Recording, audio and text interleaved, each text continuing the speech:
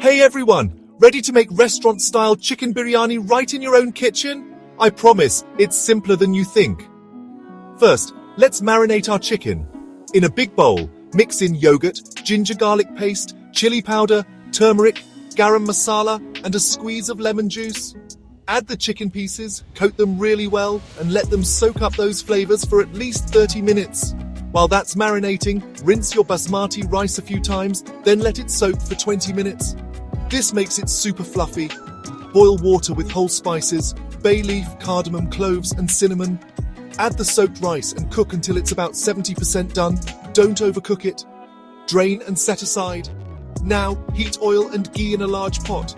Fry sliced onions until golden brown. This adds so much flavor. Take half out for garnishing later.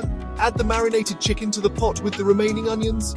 Cook until the chicken's just done. Layer time.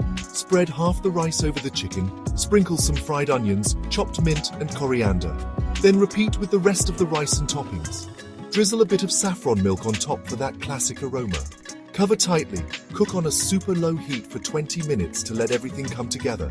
That's it. Fluff it up and serve hot. Trust me, your kitchen will smell amazing and your family will love you for this. Happy cooking!